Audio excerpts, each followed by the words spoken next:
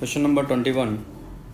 Two blocks of equal mass are ties with a light string which passes over a massless pulley as shown in the figure. The magnitude of acceleration of center of mass of both the blocks is. Neglect friction everywhere. यहाँ जिस तरह से अपने को system दिया हुआ है उस सिस्टम को देखते हुए आप यहाँ देखिए कि इन दोनों के बीच में जो एंगल है, क्योंकि ये रोप यहाँ दरअसल ऐसे है, ये 90 डिग्री है, क्योंकि ये 60 है, ये 30 है, इसका मतलब वो कितना होना चाहिए, 90 डिग्री होना चाहिए। तो बेस्ट क्या रहेगा हमारे लिए, ऐसा करते हैं, इसको मान लेते हैं वाई एक्सिस और इसको मान लेते हैं एक्स एक्सिस। ओके, तो इससे अपने को निकालना बड़ा आसान है, क्योंकि वैसे भी मैग्नीट्यूड पूछ रहा है कि इसका मैग्नीट्यूड क्या होगा, जो सेंटर ऑफ मास है उसके एक्सेलरेशन का। तो आप देख रहे हो कि इसको इधर की तरफ क्या लग रहा होगा,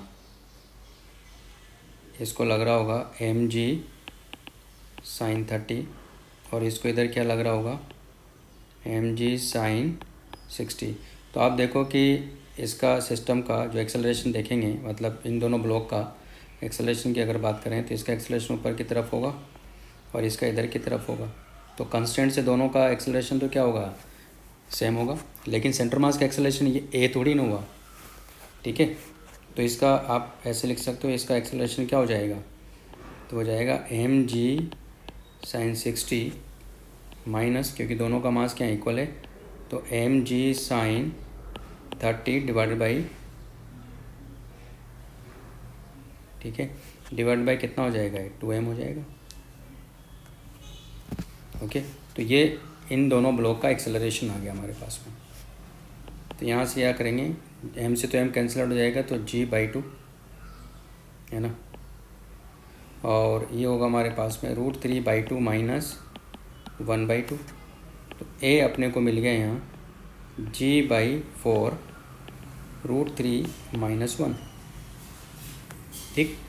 अब सेंटर मास के एक्सेलरेशन की अगर बात करेंगे तो कैसे लिखेंगे, ACM वेक्टर इक्वल टू होता है m1 a1 vector plus m2 a2 vector divided by m1 plus m2। दोनों का मास सेम है, तो अल्टीमेटली तो क्या आ जाएगा, a1 vector plus a2 vector ना, डिवाइडेड बाई 2, क्योंकि दोनों का मास सेम है, तो 2m नीचे मिलेगा और m से m कैंसिल आउट हो जाएगा। तो यहाँ क्या हो जाएगा, दरअसल हमारे पास ACM वेक्टर हो जाएगा। तो a1 की अगर हम बात करें तो a1 किसका ले रहा हूँ मैं, a1 इसका ले रहा हूँ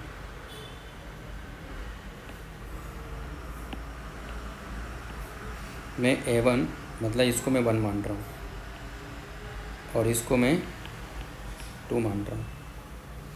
तो a1 हमारे पास क्या लिखोगे, क्योंकि अलोंग द एक्स एक्सिस है तो इसको लिखोगे ai कैप, और उसको क्या लिखोगे, 2 वाले को माइनस माइनस माइनस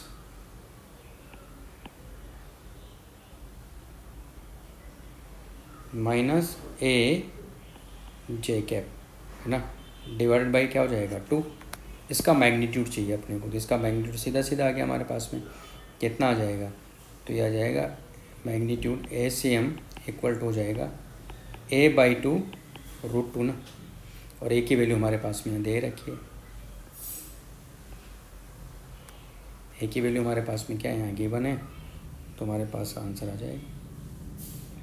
ओके, तो ये वैल्यू कितनी होगी यहाँ, a/√2, a की वैल्यू वहाँ से रख दो, तो आप देख रहे हो कि ACM कितना आ गया, तो g/4 √2 √3 माइनस 1, यानी आप देख रहे हो कि ऑप्शन नंबर ए ये करेक्ट है हमारा। तो इस तरह से इस सिस्टम का सेंटर ऑफ मास का एक्सेलरेशन हम लोग फाइंड कर सकते हैं। Okay,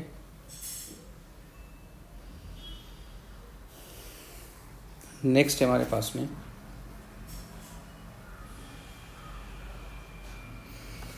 in the figure shown a particle P strike the inclined smooth plane horizontally and rebounds vertically।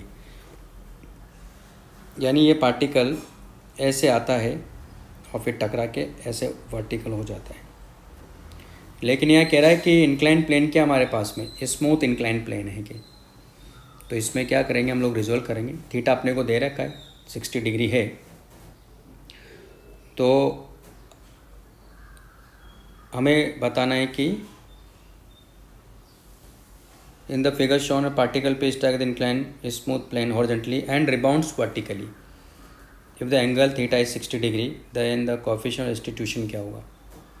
तो मान लेते हैं कि ये आया है ना, ये आके टकराएगा तो इसकी वेलोसिटी इधर की तरफ है, और टकराने के बाद ये वर्टिकली चला जाता है ना। तो ये हमारे पास में इंक्लाइन प्लेन है, ये एंगल अपने को दिया हुआ है। तो मान लेते हैं कि इसकी वेलोसिटी जो है वो u है, तो ये ऐसे आएगा, तो ये एंगल हमारे पास में दे रखा है, तो इसको रिजोल्व कर लेंगे। यानी इसकी वेलोसिटी इधर है, तो ये कंपोनेंट क्या होगा इसका u cos थीटा, और इसके परपेंडिकुलर प्लेन के परपेंडिकुलर क्या हो जाएगा u sin थीटा, है ना। ओके, लेकिन इसकी जो वेलोसिटी है वो वर्टिकल हो जा रही है, ये इंपॉर्टेंट पॉइंट है इसमें। तो टकराने के बाद क्या होगा दरअसल यहाँ, क्योंकि इंक्लाइन प्लेन तो रेस्ट पर है, तो आपको ही पता है कि माइनस ई इक्वल टू क्या होता है v2 minus v1 by u2 minus u1।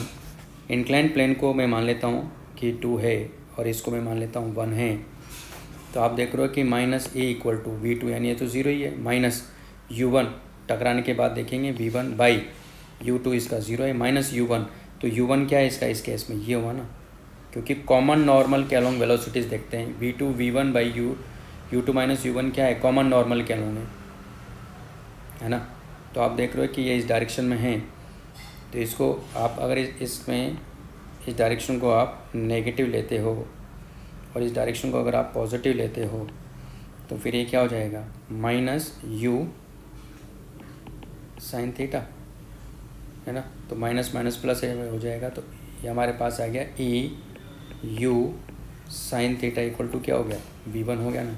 यानी इसका मतलब ये हुआ कि टकराने के बाद इसका ये कंपोनेंट और इसका ये कंपोनेंट, यानी ये v1 है और ये u cos थीटा है, ठीक है। और ये पूरी तरह से क्या हो जाता है वर्टिकल हो जाता है। तो वर्टिकल हो जाता है, इसका मतलब क्या हुआ, इसका मतलब है कि ये एंगल कितना हमारे पास में थीटा है ना, तो इसका मतलब ये एंगल कितना थीटा है और अपने को ये वैल्यू दे रखे। तो क्या करेंगे यहाँ से हम लोग रिलेशन निकाल सकते हैं।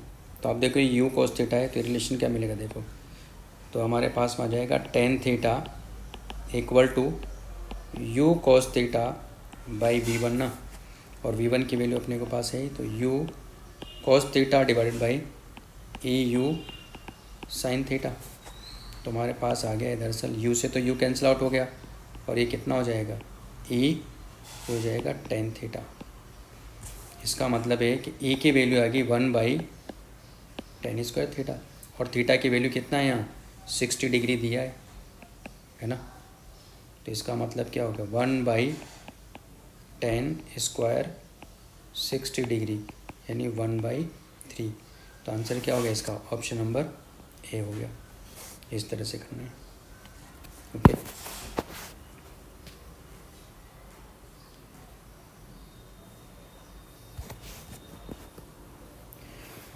Question number 23।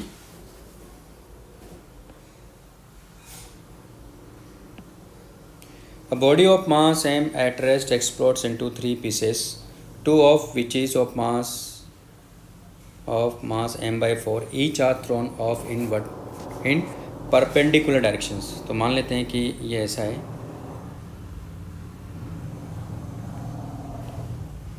ये x एक्सिस है, ये y एक्सिस है, ये z एक्सिस है, और ये बॉडी यहाँ थी। टोटल मास उसका m दिया हुआ है ना। तो m/4 यानी जो थर्ड है उसका मास कितना हुआ फिर m/2 हुआ ना। तो ये कह रहा है कि ये अभी रेस्ट पर ही है, इसका मतलब सिस्टम पर कोई एक्सटर्नल फोर्स नहीं है। तो इनिशियली सिस्टम का मोमेंटम क्या है यहाँ ज़ीरो है, क्योंकि सिस्टम का सेंटर मास रुका हुआ है, ओके, और फिर एक्सप्लोजन हो रहा है। इसका मतलब इनिशियल मोमेंटम अगर ज़ीरो है तो बाद में भी मोमेंटम ज़ीरो होगा। क्यों? क्योंकि there is no external force on this system. ठीक। तो एक पार्टिकल इधर की तरफ मैं एज्यूम कर रहा हूँ किधर गया है, ठीक है। तो इसकी स्पीड मान लेते हैं 3 मीटर पर सेकंड। एक पार्टिकल इधर गया है, मान लेते हैं इसकी स्पीड है जो कि 4 मीटर पर सेकंड है। ये वाई एक्सिस में गया है, जेड एक्सिस में गया, और थर्ड के बारे में कोई इन्फॉर्मेशन नहीं है ना। तो मान लेते हैं वी वेक्टर है उसकी वेलोसिटी। इन दोनों का मास कितना है, लेकिन इसका मास m/4 है, इसका भी मास m/4 है, इसका मतलब इसका मास m/2 है ना। जो थर्ड पार्टिकल जा रहा होगा उसकी बात कर रहा हूँ मैं। तो थर्ड पार्टिकल की वेलोसिटी मैंने वी वेक्टर मान लिया और उसका मास कितना रह गया, m/2। तो law of conservation of momentum apply करेंगे तो इनिशियल मोमेंटम तो ज़ीरो ही है। फाइनली क्या लिखोगे, m/4 3j cap plus m/4 4j cap plus m/2 V vector. Okay, तो ये आ गया हमारे पास में। तो m से तो m कैंसिल आउट हो जाएगा, है ना। तो इन सब को उधर ले जाएंगे तो V vector divided by 2 equal to हमारे पास आ जाएगा 1/4, सॉरी ये के कैप है, के कैप होगा 3j cap plus 4k cap, है ना। तो इससे 2 से कैंसिल आउट हो गया। तो third piece will be thrown off with velocity of, वो फाइंड करना है। तो यह जाएगा हमारे पास में V vector equal to 1/2 3j cap plus 4k cap. इसका मैग्नीट्यूड निकालेंगे तो v इक्वल टू कितना मिलेगा, 1/2, ये हो जाएगा यानी 5। तो अल्टीमेटली कितना आ गया, 2.5 मीटर पर सेकंड। तो इसका आ गया ऑप्शन नंबर बी। ओके, तो इसका आंसर है ऑप्शन नंबर बी। तो इस तरह से करना था।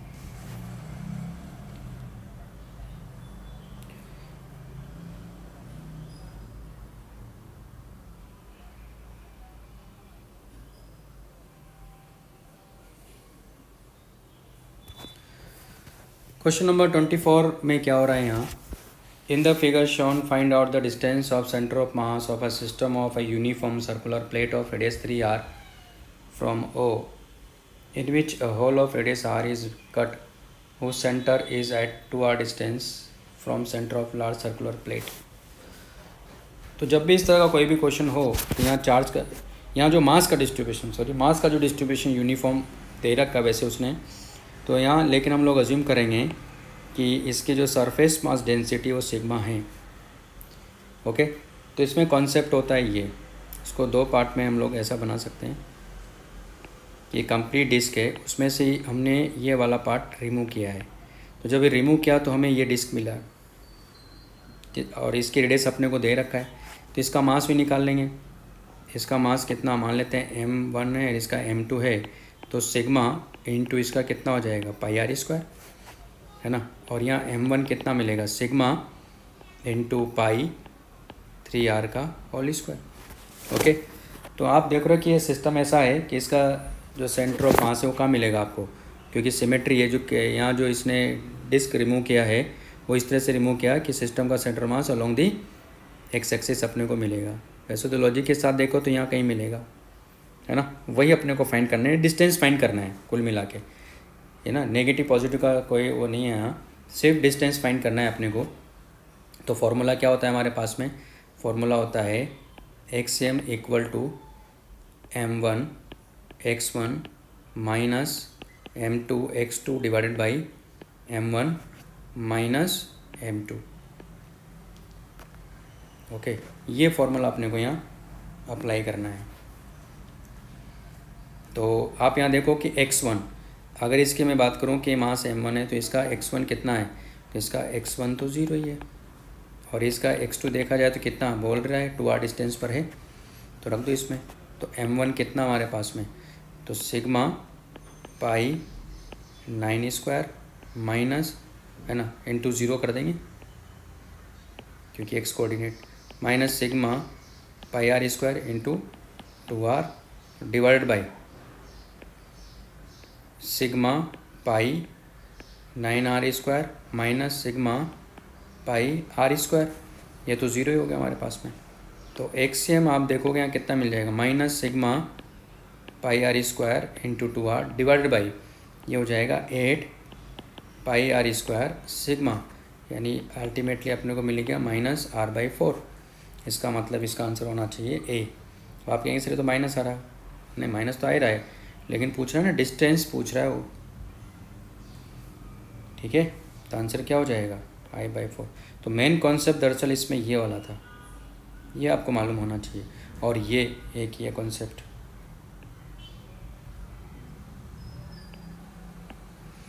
ये कॉन्सेप्ट पता होना चाहिए वाला।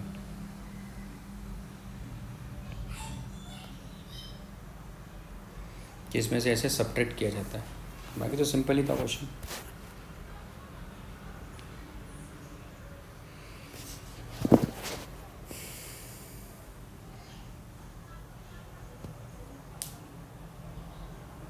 नेक्स्ट हमारे पास में consider a solid uniformly charged sphere, there are 2 points A inside and B outside where the electric fields are same. The ratio of distance of A to the distance of B from the surface is। तो दरअसल इस question में आप देख रहे हो कि ये अपने को क्या कह रहा है, ये कह रहा है कि एक सॉलिड यूनिफॉर्मली चार्ज स्फीयर, यानी नॉन कंडक्टिंग एक स्फीयर अपने पास में है,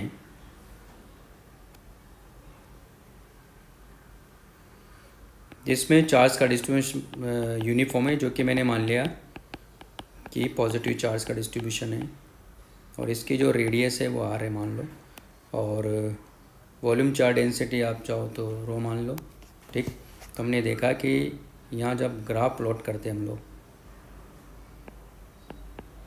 E और R के बीच में, तो आपने देखा कि ये ऐसे स्ट्रेट लाइन आता है, कहाँ तक जाता है, सेंटर से लेकर ये कैपिटल R, यानी इसमें है ना, ये ऐसे स्ट्रेट जाता है, ये R = 0, यानी जो इलेक्ट्रिक फील्ड है वो R के प्रोपोर्शनल है। उसके बाद ये डिक्रीज़ करता है, किसके प्रोपोर्शनल है, 1/r² के। तो आप देखो यहाँ तो इनफाइनाइट पॉइंट है, देखो ये वाला पॉइंट है, यहाँ भी इलेक्ट्रिक फील्ड सेम है, इस वाला पॉइंट है, ये वाला पॉइंट है, तो कई सारे पॉइंट है जहाँ इलेक्ट्रिक फील्ड क्या है, सेम है। इसका मतलब क्या हुआ, हैविंग मैनी वैल्यूज़, है ना, कई सारी वैल्यूज़ रखेगा, देखो इनफाइनाइट वैल्यूज़ है इवन, क्लियर। इसका मतलब इसका आंसर क्या हो गया, डी ऑप्शन हो गया। क्योंकि यहाँ भी देखो ना, इस पॉइंट की बात करोगे तो इलेक्ट्रिक फील्ड क्या है, इन दोनों का सेम है, फिर इस पॉइंट का देखो, इन दोनों का भी सेम ही है, जैसे इनफाइनाइट पॉइंट हो गए ना, ये कहने का मतलब इसका, जिनका रेशियो बताने मतलब, है ना। तो कई सारी वैल्यूज़ हैं, क्लियर। तो ऐसे करना था।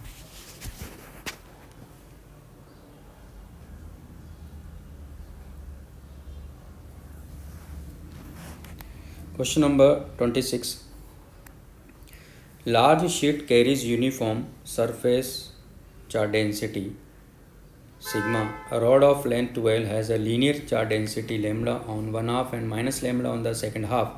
The rod is hinged at midpoint O and makes angle theta with the normal to the sheet. The electric force experienced by the rod is। अब इस केस में आप देखो कि ये जो प्लेन अपने को दिया है,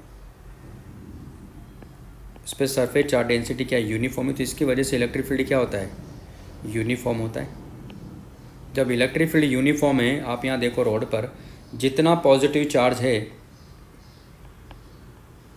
उतना ही नेगेटिव चार्ज है।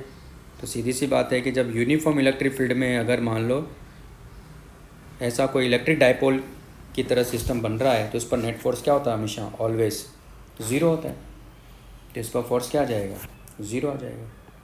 इसको तो कैलकुलेट करने की ज़रूरत ही नहीं है, क्योंकि आप देख रहे हो कि एल लेंथ पर जो लीनियर चार्ज डेंसिटी है वो प्लस लैम्बडा है, और दूसरी एल लेंथ पर माइनस लैम्बडा है।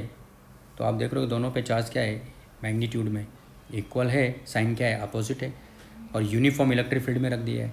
तो यूनिफॉर्म इलेक्ट्रिक फील्ड में अगर किसी इलेक्ट्रिक डायपोल, क्योंकि इलेक्ट्रिक डायपोल की तरह बिहेव करेगा है, तो इलेक्ट्रिक डायपोल को अगर आप किसी यूनिफॉर्म इलेक्ट्रिक फील्ड के अंदर रखते हो तो उस पर नेट फोर्स ऑलवेज क्या आएगा, ज़ीरो आता है। ओके, तो आंसर क्या हो गया इसका, ये ऑप्शन हो गया।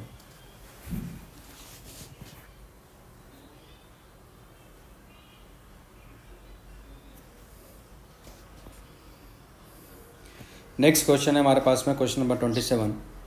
इफ़ यूनिफॉर्म इलेक्ट्रिक फील्ड अपने को दिया हुआ है जो कि वैल्यू है E naught i cap plus two E naught j cap, where E naught is a constant exist in a region of space and at 0,0 यानी ओरिजिन द इलेक्ट्रिक पोटेंशियल दिया 0 है, then the potential at x naught comma 0 will be. तो simple सा concept इसमें, ये concept आपने पढ़ाई है कि D V equal to minus E vector dot D R vector, इसको इंडिकेट करेंगे तो ये तो 0 से 0,0 और ये v और ये कहाँ लेके जाना है x नॉट कॉमा 0 पे। तो ये तो v इक्वल टू कितना आ गया, तो हमारे पास में माइनस को बाहर ले लेंगे तो ये हो जाएगा E naught i cap plus two E naught j cap dot, और ये क्या है डी आर वेक्टर, यानी इसको क्या लिख सकते हैं डी एक्स आई कैप प्लस डी वाई जे कैप। वैसे डी जेड के कैप भी होना चाहिए, लेकिन यहाँ सिर्फ आप देख रहे हो कि आई कैप जे कैप ही है, तो के कैप वैसे भी डॉट प्रोडक्ट लेंगे तो 0 हो जाएगा, तो काउंट करने की ज़रूरत नहीं है। तो ये हमारे पास में क्या है, ये 0,0 टू हमें लेके जाना है x नॉट कॉमा 0 पर, तो माइनस को बाहर रहने देते हैं तो कितना हो जाएगा, देखो यहाँ ई नॉट डी एक्स, तो यहाँ हम जाएंगे 0 टू x नॉट प्लस ये हो जाएगा 0 टू 0, तो हो जाएगा 2 ई नॉट डी वाई। ओके, तो आप देख रहे हो कि ये x नॉट है हमारे पास में, तो ये तो 0 ही हो गया, क्योंकि 0 लिमिट आप देखो 0 से 0 ही लगा रहे तो 0 आ जाता है, वो ऑलवेज 0। तो minus A not x not, यानी v इक्वल टू क्या आ गया minus A not x not, यानी इसका आंसर हो गया b। Okay,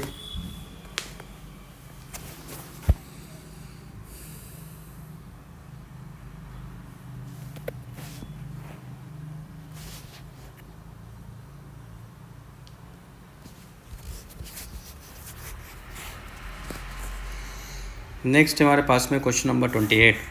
2 wires each of radius of cross section R but of different materials are connected together end to end in series. यानी इस तरह से मान लेते हैं कि 2 वायर हैं,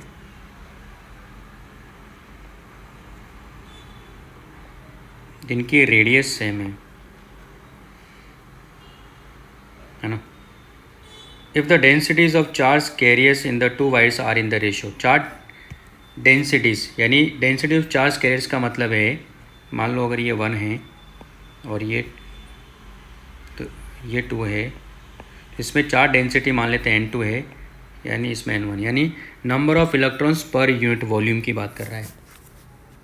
तो वो अपने को दिया हुआ है N1/N2 equal to 1/4। The drift velocity of electrons the 2 wires will be in the ratio.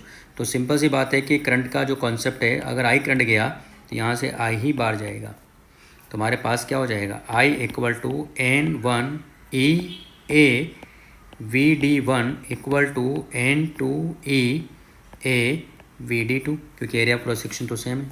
तो हमें बताना है the drift velocity of electrons in the 2 wires will be in the ratio, यानी हमें चाहिए दरअसल VD1/VD2, और ये अल्टीमेटली क्या हो गया N2/N1। N2/N1 का मतलब हुआ 4/1, यानी ऑप्शन नंबर सी। इसका आंसर क्या होना चाहिए, ऑप्शन नंबर सी होना चाहिए। तो ये कॉन्सेप्ट है इसके अंदर।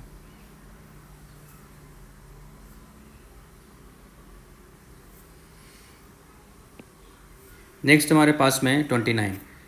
तो ये तो एक स्टैंडर्ड रिजल्ट है जिसको याद ही रखना है आपको। J is the current density, sigma is the conductivity and is the electric field in the conductor at a point, then which of the following is a correct relation. तो ये तो हमने फाइंड ही किया था, तो J rho equal to E होता है, और हमें मालूम है कि रो इक्वल टू 1/सिग्मा होता है, तो J इक्वल टू क्या हो जाएगा यहाँ, तो यह आ जाएगा सिग्मा इंटू E। तो ऑप्शन नंबर बी इसका सही है, इसमें तो ज़्यादा कुछ था नहीं।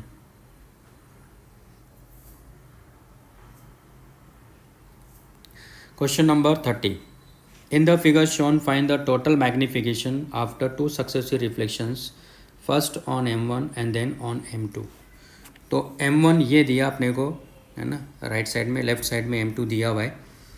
तो पहले हम इससे रिफ्लेक्शन लेंगे, तो इसकी वजह से जो इमेज होगी वो M2 के लिए क्या होगी, ऑब्जेक्ट होगी, है ना। और फिर इससे पहले m1 की वजह से हम लोग ट्रांसवर्स मैग्नीफिकेशन निकाल लेंगे या लेटरल मैग्नीफिकेशन जिसको हम कहते हैं, और फिर उसके बाद उस m2 की वजह से निकाल लेंगे। तो दोनों को क्या करेंगे, मल्टीप्लाई कर लेंगे, ज़्यादा अच्छा रहेगा, ठीक है, क्योंकि टोटल मैग्नीफिकेशन पूछ रहा है। तो टोटल मैग्नीफिकेशन का जो कॉन्सेप्ट है ये मालूम होना चाहिए, ठीक है। तो क्या होता है, m equal to m1 m2, ये कॉन्सेप्ट है। तो सबसे पहले बात करेंगे रिफ्लेक्शन फ्रॉम m1। तो रिफ्लेक्शन फ्रॉम m1 से रिफ्लेक्शन की बात करेंगे तो क्या होगा formula, 1/v plus 1/u, u क्या होगा -30। क्यों, क्योंकि इसका सेंटर ओरिजिन माना जाएगा, है ना, किसका, ये सेंटर, ये ओरिजिन मान रहे हैं। तो इक्वल टू 1/ कितना हो जाएगा -20। तो सॉल्व कर लेंगे इसको। तो 1/v इक्वल टू क्या मिलेगा, 1/30 माइनस 1/20, यानी कितना आना चाहिए 60। 60 का कितना हुआ 2 - 3, यानी v इक्वल टू आ गया -60 सेंटीमीटर। तो पहले m1 निकाल लेंगे यहाँ से, है ना। पहले क्या निकालेंगे m1 कितना हो जाएगा यहाँ, तो वो आता है -v/u। तो m1 होगा -v कितना माइनस, तो -60 डिवाइडेड बाई माइनस कितना हो गया इसका 30। तो m1 कितना आ गया यहाँ से, तो ये आ जाएगा हमारे पास में -2। तो m1 तो -2 आ गया। आप देख रहे हो कि v -60 मिल रहा है। v -60 मिलने का मतलब क्या हुआ कि इस m1 की वजह से इमेज किधर मिल रही है, इधर कहीं मिल रही है। तो यहाँ से कितनी डिस्टेंस में बता रहा है, ये बता रहा है 60 सेंटीमीटर पर।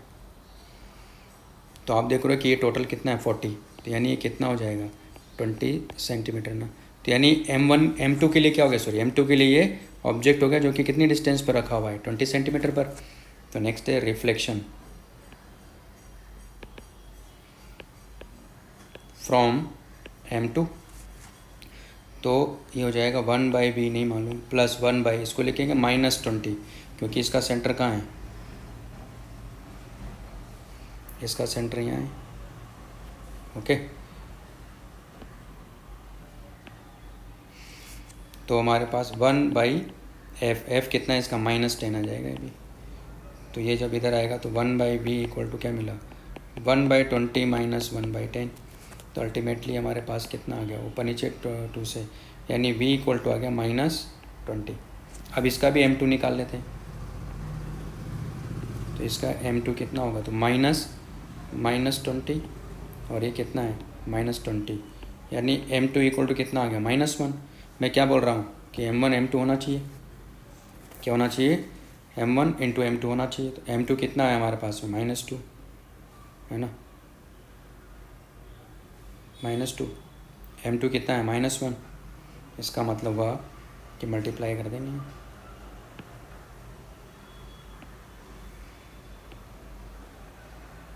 तो हमारे पास m इक्वल टू आ जाएगा -2 × -1, यानी +2, यानी ऑप्शन नंबर सी इसका होना चाहिए।